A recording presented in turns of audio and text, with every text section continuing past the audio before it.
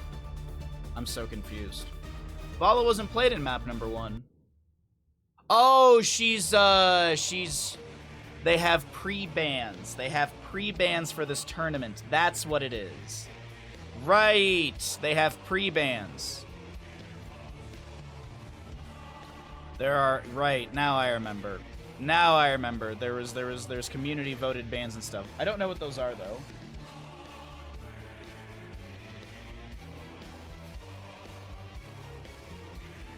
Don't remember what those are. Or I don't remember seeing anything, so... Alright, lobby is... We got everyone back in. Looks good. Alright. So I'm looking around right now to see if I can find it. Links and info. Pre-bans for this weekend as voted on by the Hitterz gaming community. It is Genji... Oh, wait. Genji, Hanzo, Anduin, Blaze, Diablo, Brightwing, Vala, Hogger. So basically the first 3 picks are completely whatever. Alright. There we go, we found it. Alright, so there are pre-bans, I guess, in this tournament. I didn't realize that. I was thinking of the Ravencourt tournament, because they didn't do any pre-bans. So, there's Genji, Hanzo, Anduin, Blaze, Diablo, Brightwing, Vala, Hogger are unavailable. Okay. Alright, there we go. So, same bans, and our first pick and the Brightwing Genji are not available as well. Because, yeah, those are banned out of the tournament. So, what do they want to start with now? What is the game plan for the side of heavy hitters here? Oh, I'm in the wrong scene. There we go. Man, I am all over the place today. Whoopsies. There we go. All right, so we're actually on the proper scene. Let's see what we have here. All right, not a bad start. Jaina will kick things off into an immediate Junkrat. The slows from Jaina, the burst ability, the shrine clear is good, her siege is great, water elemental is some extra damage in the team fighting as well. Junkrat poke potential is pretty strong, double soak from Leoric, Entomb is really good as well. Like an Entomb Riptire is actually really, really strong because you just, bottom up, it's, heroes in an Entomb. Anyways, alright, hey, where's Crush? Where is Crush? We have got an Artanis, ETC, so maybe they're gonna lean into Ring of Frost? Get rid of the Alexstrasza. Okay.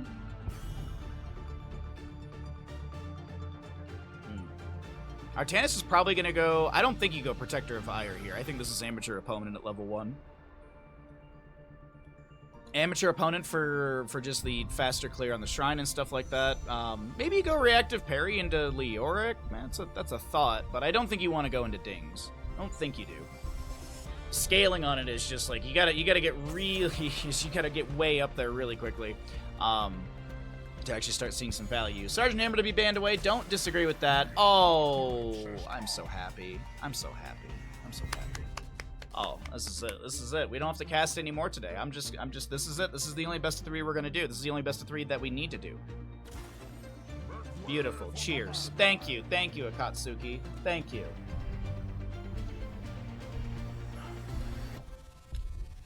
Well, Zul'jin does not double stack off a Cho'Gall, but Butcher does.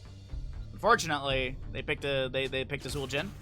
And they got a Lieutenant Morales. Okay, so Stim, Zul'jin, Ring of Frost. Okay. Alright. They do need a healer.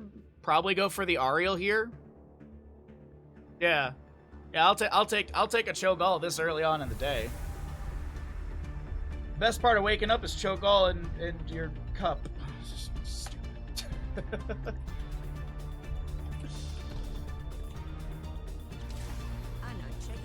Oh, they're gonna go Nano Boost instead. Okay, alright.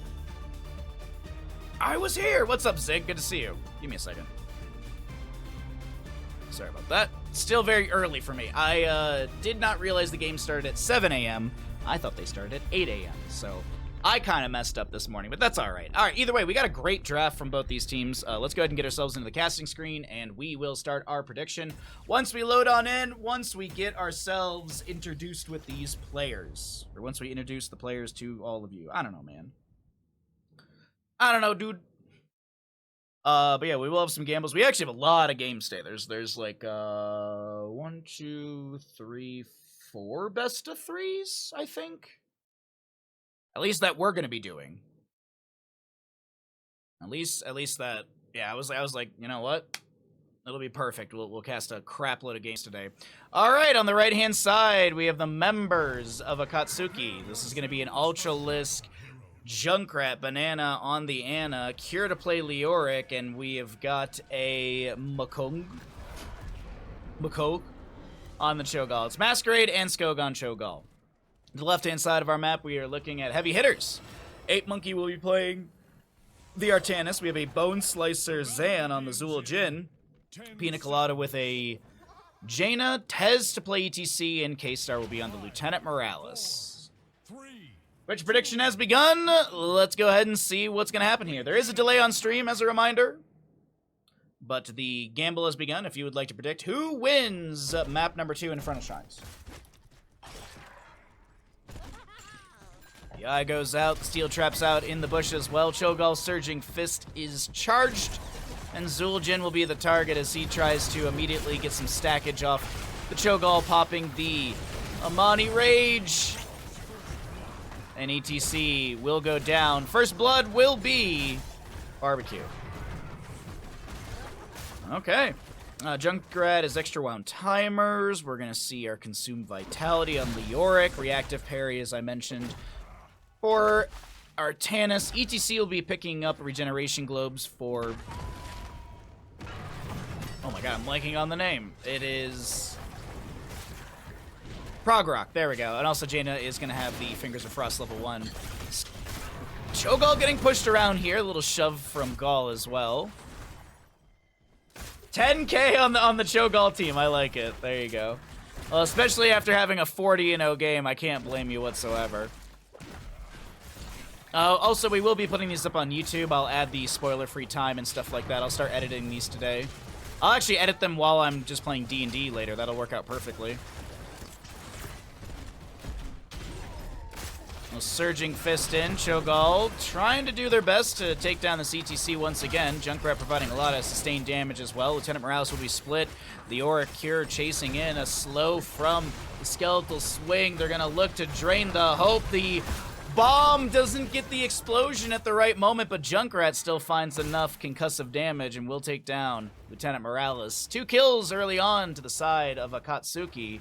Well, we will be looking at a mid lane first objective, going to be a Mortar Punisher. Just all the way down here in the bottom lane, we'll have an Impaler Camp grabbed by Akatsuki. They're looking at the Zul. He's going to be body blocked a bit from getting through the gate, but the Zul Jin will be fine for the time being.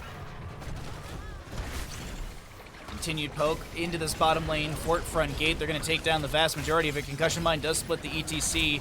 Zul'jin trying to stack quite quickly.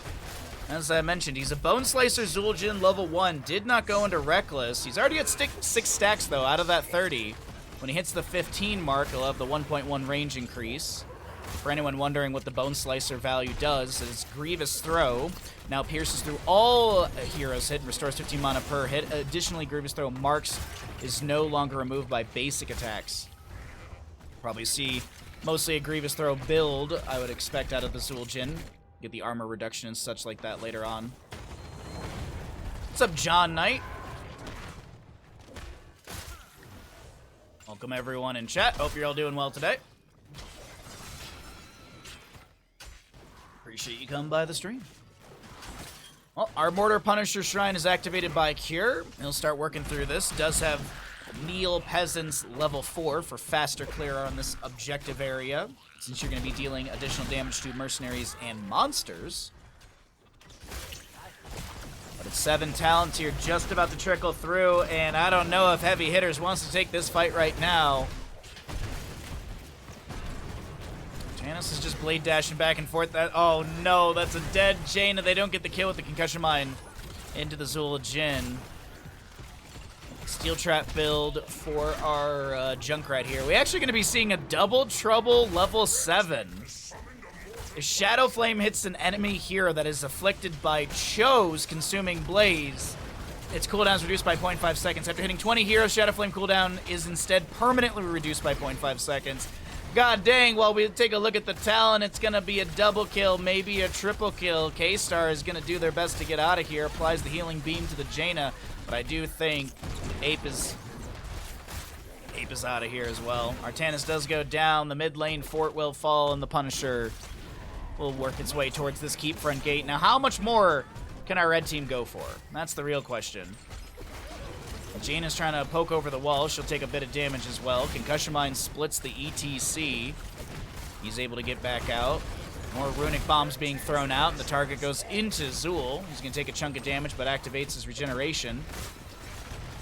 More bones, or more Grievous Throw building as well. Increase the duration of Grievous Throw mark by 3 seconds and its damage bonus by 45. Cho'Gall taking a lot of damage. Banana doesn't have the healing in time, and Cho'Gall will fall. That's a big kill for the side of Heavy Hitters. Can they find more? Does Ape Monkey have a blade dash swap to maybe get into that back line? Looks for Ultralisk, can't find it. Cure will fall. Trying to take down some in the backline, doesn't work out. And a triple kill over the side of Heavy Hitters. That's a big momentum gain for them, as they can also grab some more experience. Nice throw from Zan there. Gets the entire wave. Let's go ahead and cycle through the other numbers, as always. Take a look at the damage, healing, and experience between both sides, while those 10 talent tiers do pop up at the top of your screen. Frozen Punisher in the top lane will be next. Tannis doing his best to soak up there. We already have Cho'Gall back chasing in onto this camp. Twisting Nether activated. ETC power slides in. Might be sacrificing himself to create a little bit of space for K-Star to get out. Concussion Mine does split. Zul Jin gets the kill into On in the backline. ETC does go down. It's a trade. We'll see the medic first and barbecue, but now Cho'Gall's in a bit of a rough spot, though the mid lane fort is gone. Nice wiggle from Masquerade on the Cho. Surging Fist back in. The Riptire is starting to chase down Morales. Tomb from the Orc is down for the next 22 seconds. And Blade Dash and get some decent damage onto Cure, almost falling to the Gall Shadow Flame. Alright. It is a Twilight Hammer for the Choke. We didn't see that earlier. We saw the Twisting Nether. It's actually a Eye of Horus Ana, not even a Nano Boost. Entomb Leorc and Riptire Junkrat. On the opposing side, Moshpit ETC, but no Ring of Frost. We're looking at the Water Elemental still. Toss Dingo for the Zul Jin. Stim, of course, off that Morales, and Blind from Artanis. Oh, that's a great Moshpit onto 2, but Morales will be the one to go down. Zul Jin getting a little bit low here. Will pop the Tostitos and be able to back away the Blind from... Oh, the Ana snipe! Boom, headshot! Nicely done. Fair enough! Oh, nicely done from Banana. Entomb from Cure will be bopped around or blasted away by Junkrat. Actually, Ultralisk might have saved the ETC there, but hey, the Ana snipe was absolutely beautiful. If anyone was sitting there questioning, oh, well, why didn't they just take Nano for the Cho'Gall? Boom, there's your answer. ETC 13 stacks out of 20 for the Proc Rock level 1. Jaina 12 out of 20 for her Fingers of Frost. Zul Jin on 19 out of the 30. You can overstack on that, of course. Oh, my apologies. Cho'Gall gets the kill into ETC in the bottom lane. But the big thing is at the 30 mark, the Zul Jin will get the double revolve on the cleave. Didn't go into any Arcanite axes or anything like that, but still, that's more damage. We also will see 9 out of 20 stacks for that level 7 double trouble on the Cho'Gall.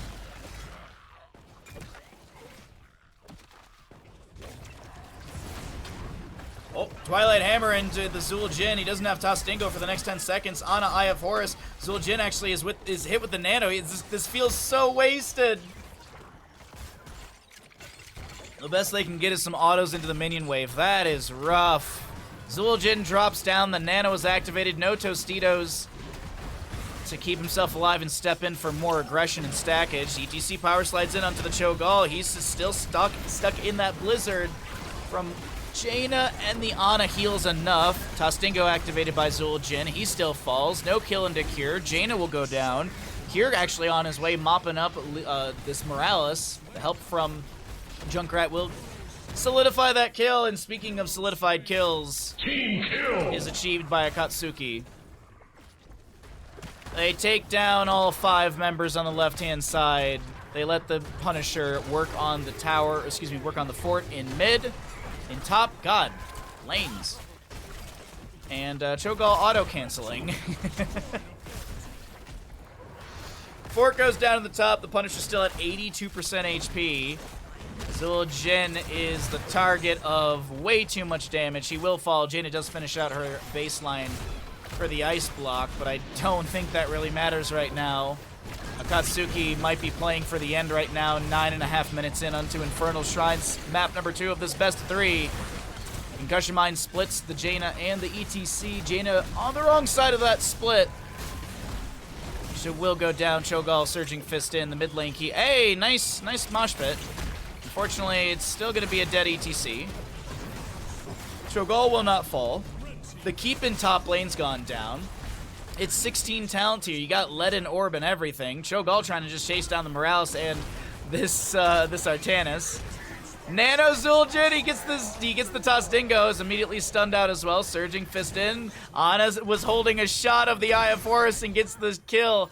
Almost another pentakill. Oh, actually, apparently the announcer caught it. Team kill. Looks like mid lane keep will go down, and Jaina mounted up. Plays safe towards the Hall of Storms. This does look like it is the end, though. Unless they're playing with their food a little bit here, and they're going to go ahead and take down a bottom lane keep as well. A Riptire immediately activated. Surging fist into the Twilight Hammer. Cho'Gall taking way too much damage here. Jaina mitigates the damage of the Twisting Nether with her Ice Block. Swap from the Artanis. Surging fist away from Cho'Gall. Lead and Orb getting some great stuns. 8 Monkey will be the one to go down in this exchange. Leoric. Kier is able to Wraith walk out, as he did drop the Entomb onto Jane on the left-hand side. DC low. The Morales healing it's there. Definitely keeping him alive. Wasn't sure if he'd actually be able to back away. Unfortunately, Zul'jin, no Tostitos available, no activatable, and he will go down as well. Once again, it's 23-7 in kills. And they're going to make it 25 kills as the core shielding will start to fall. And it looks like Cho'Gall wants to play with the Jaina just a little bit more. Unfortunately, Kier's like, I'm ready for the next best of. Oh, wait, hold on. No, maybe Kier's like, maybe I'll just pad my KDA a little bit further as well. Yeah, that will be a dead. Okay, all right. Team kill. Another team kill as 7-27 in kills. And that'll be the members of Akatsuki. Moving on in our upper bracket. Sorry, I had to remember that it is a double elimination for this qualifier. So, heavy hitters drop down to the lower bracket, and Akatsuki move on up against Vinland Raiders in the upper bracket qualifiers.